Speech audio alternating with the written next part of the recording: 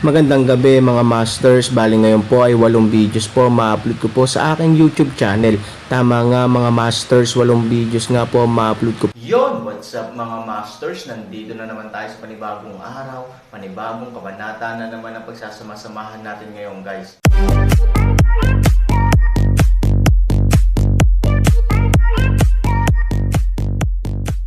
Bali mga masters, kung bago ka pa lang po sa aking YouTube channel, please click the subscribe button, lalong-lalo na po yung notification bell guys, para maging connected pa rin tayo sa isa't isa at maging updated kayo sa mga susunod ko pang video. Bali mga masters, bago natin umpisahan ng kwento ay mag-shoutout po muna tayo para sa mga solid nating tagapakinig. Shoutout kay Robert Tolentino, shoutout kay Roel Gat Bonton. Yun na nga mga masters, no? Bali hindi na ito patagalin. In 3, 2, 1, let's go!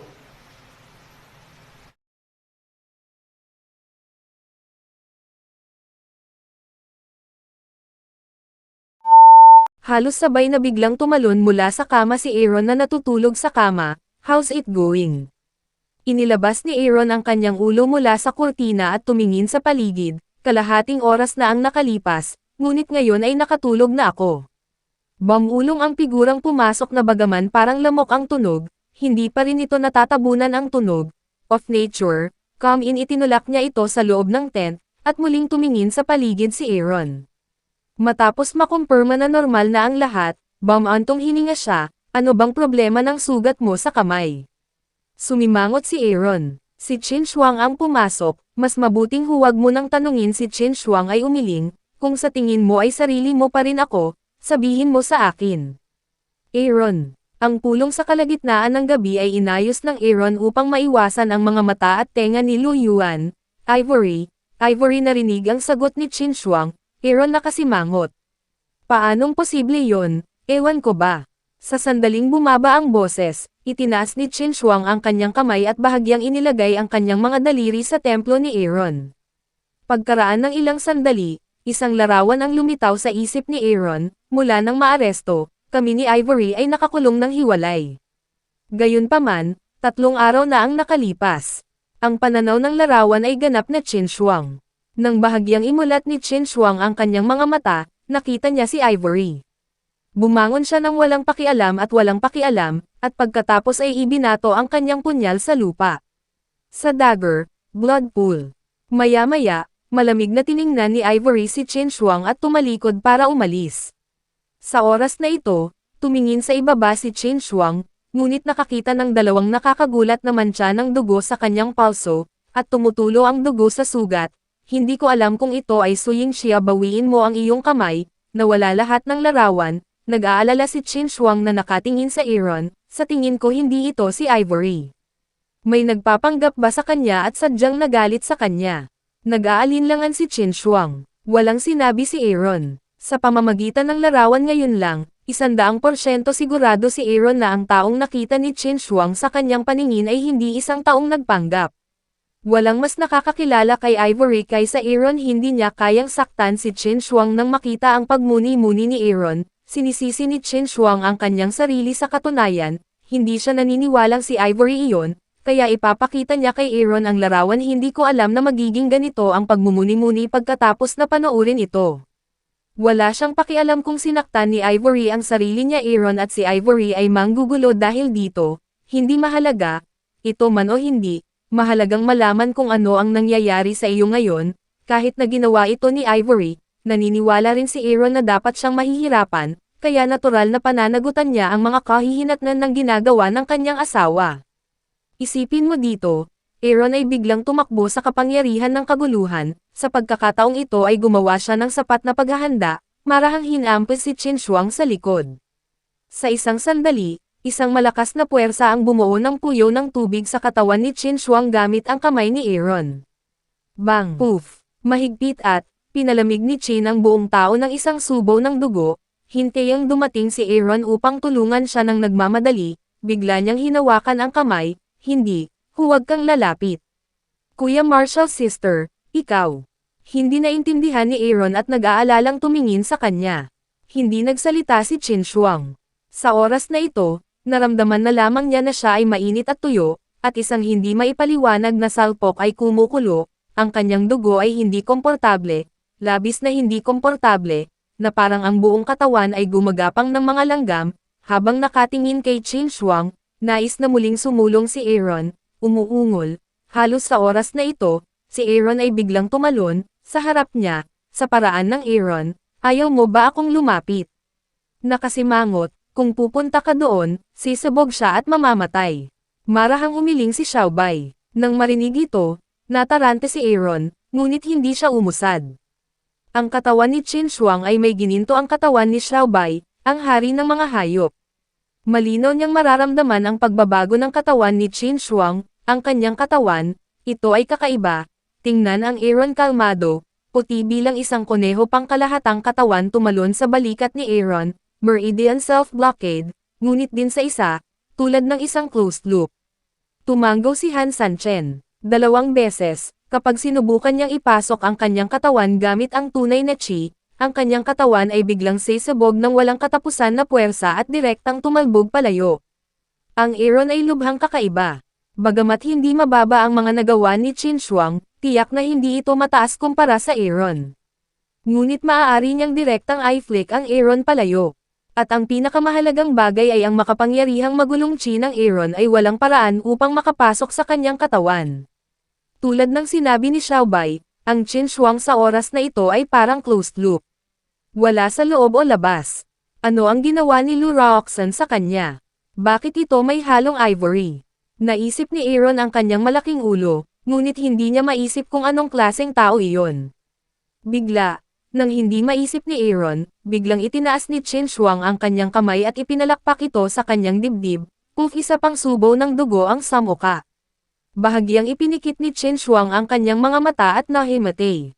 Nagkatinginan sina Aaron at Xiaobai, hindi na nagsalita pa, magmadali sa tabi ni Qin Shuang, at pagkatapos ay tumayo si Aaron para kunin siya, teka biglang sumigaw si Xiaobai. Han 3,000 biglang isang leng, mabilis na huminto, hayaan mo, humawak muli nang marinig ang utos ni Xiaobai, natarante si Aaron, ngunit ginawa niya ang sinabi niya. Magtiis malakas hindi maintindihan, Han 3,000 sa wakas natapos ang lahat ng mga aksyon, hindi niya alam Xiaobai ito ay upang gawin kung ano, ay naghihintay para sa kanyang sagot, ngunit sa oras na ito Xiaobai mata biglang kumikislap, nahulog sa katahimikan. Pagkatapos noon, kahit anong tanong ni Aaron, umiling lang siya. Napilitan siyang magtanong ng mapilit. Kumaway lang siya sa braso ni Aaron at pumasok sa dormant state. Ito ay direktang nalilito sa Aaron, ano ba ang nangyayari? Kakaiba si Qin Shuang dito, pero ngayon parang may alam si Xiaobai, pero parang ganito na naman. Ngunit nang mawala si Aaron, biglang narinig niya ang tunog ng pakikipaglaban. Sa paghusga sa kanyang boses, ang Aaron ay napakalapit sa kanyang kampo. Kumunat ang noo niya. Sa sumunod na segundo, nakoma ang tingin niya kay Qin Shuang. Ang Aaron ay nawala sa parehong lugar. Ang hangin sa gabi ay madilim at ang buwan ay nakabitin sa dulo. Sa malungkot na mga bundok at kagubatan, ang paglitaw ng ilang napahiya na mga figure at ang mabilis na pagmamadali upang makatakas ay sinira ang kapayapaan ng gabi. Sa ilalim ng mahinang liwanag ng buwan, makikita mo na ang pinuno ay isang magandang anino, nakasuot ng berde at puting gasa, matangkad, ngunit maganda rin ang mukha. Ang langaw sa ointment ay kahit maganda siya ay hindi maganda ang kanyang pangangatawan sa panahong ito. May mga batik-batik naman siya ng dugo sa puting gasa sa berdeng damit, at ilang galos sa mabangong balikat at braso ng jade. Habang patuloy siyang tumatakbo pasulong, patuloy na tumutulo ang dugo. Bahagya niyang kinagat ang kanyang jade na ngipin at tumingin sa kanyang likuran. Bilang karagdagan sa ilang mga tao na sumunod sa kanya, 12 ng mga figure ay nahulog din ng mabilis sa oras na ito at sinundan ng napakabilis na bilis. Pakibigay na lang ang mga gamit mo. Para sa kapakanan mo, ma-enjoy mo man lang ang napakagandang proseso ng pagiging babae ngayong gabi. Kung hindi, sa unang pagkakataon sa buhay mo, tiyak na bangungot ito na hinding-hindi mo makakalimutan. Panipi, 12 ng ang mga figure ay nahulog, at ipinakita ng pinuno ang kanyang mga ngipin at sinabing may malamig na ngiti. Bagaman nakasuot siya ng puti, ang kanyang buong katawan ay naglabas ng kakaibang kulay ng dugong itim, at ang kanyang mukha ay natatakpan ng itim na tela. Hindi malinaw na nakikita ng mga tao ang kanyang hitsura, ngunit ang eskarlato lamang sa kanyang mga mata ng espada, at ang bangis at takot sa Escarlata. Sa likod niya, halos may mga tao na nakaitim na damit, bawat isa ay mukhang kakaiba. Sino ka? Mabangis na tumigil ang babaeng puting gasa sa berde, hawak ang espada sa kanyang kamay. Malinaw, wala siyang paraan para umatras. Hindi ito ang karapatan mong malaman. Sa wakas, tinanong kita kung gusto mong ipasa o hindi. Malamig na sabi ng pinuno. Tulad ng sinabi ko, wala sa akin. Malamig na sigaw niya. Hindi. Isang malamig na ngiti ang ibinigay ng pinuno, hayaan mong bunutin kita at tingnan mong mabuti. Pagkababa ng boses, biglang nawala ang figurine ng pinuno sa orihinal na lugar. Nang muling lumitaw, lalapit na sana siya sa babaeng naka-green. Mag-ingat ka, miss. Isang grupo ng mga tao na sumunod sa babaeng naka-green ang sumugod at sinubukang lumaban. Sa iyo. Isang malamig na ngiti ang ibinigay ng lalaking nakaitim at hindi nagsasalita ng kalokohan. Tumalikod siya at dumiretso sa crowd. Ang bilis ay kasing bilis ng isang anino. Pagpunas ng card, hindi man lang naaninag ng kamay ng isang babae ang nangyayari kaya naman biglang nabara ang lalamunan niya ng parang kamay, sa sandaling hinayla niya ito, dumudugo ang kanyang lalamunan at siya ay namatay. Kaka, mahigpit at masikip. Ilang tao ang naipit at nabugbog ang kanilang mga lalamunan, sunod-sunod na bumagsak sa lupa, at agad na namatay. Nataranta at galit ang babaeng naka-green. Saglit niyang kinuha ang espada, ngunit hindi pumatay o umatras. Halos sa kanyang stupefied sandali, ang mga mata ng pinuno ay nagpakita ng matakon na kulay at isang madilim na ngiti. Habarin mo muna ang damit mo. Pagkababa ng boses ay nawala na naman ang anino. Sobra naman. Sa tunog ng malutong na tela, ang babaeng nakaberde ay nagmamadaling lumaban gamit ang kanyang espada, nalaman na lamang niya na tinadtad niya ang isang blanko. Pagkatapos umatras, napahiya siya at nagalit. Saglit, ang magagandang damit ay halos mapunit, at ang jade na parang mga balikat ay nalantad na kahit na ang puti ng nyebe sa dibdib ay nagsimulang magpakita. Saglit siyang nabalisa at nagalit, ngunit para siyang manok na walang magawa, desperado sa harap ng isang grupo ng mga agila. Nang makita ito, higit sa 100 tao na nakaitim sa likod ng pinuno ay nagbigay din ng isang mahinang ngiti. Isa-isa nilang inilagay ang kanilang mga espada sa kanilang mga braso at inilagay ang kanilang mga kamay sa kanilang mga dibdib upang panoorin ang dula. Munting kagandahan, mayroon ka lamang isang pares ng mga kamay, at kailangan mong kumuha ng espada at damit. Busy ka ba? Ngayon, tanggalin mo yang palda mo. May third hand ka ba? Pagkababa ng boses ay malamig na ngumiti ang pinuno. Sa sumunod na segundo, nataman na niya ang mga binti ng babae. Bangdang! Biglang-bigla, nang maabot ng anino ang mga binti ng babae sa napakabilis na bilis, isang espada ang biglang hamarang sa harap ng kuko. Ang kuko at paa ng babae ay hindi hihigit sa 1 milimetro ang pagitan, ngunit ang espada ay humihinto sa pagitan nila na may isang napakaliit at tumpak na anggulo. Ang mas nakakatakot ay ang kapangyarihan ng may hawak ng espada. Sa harap ng mabangis na pag-atake, ang pinuno na may parehong bilis at kapangyarihan, sa ilalim ng naturang banggaan, ang espada ay hindi gumagalaw.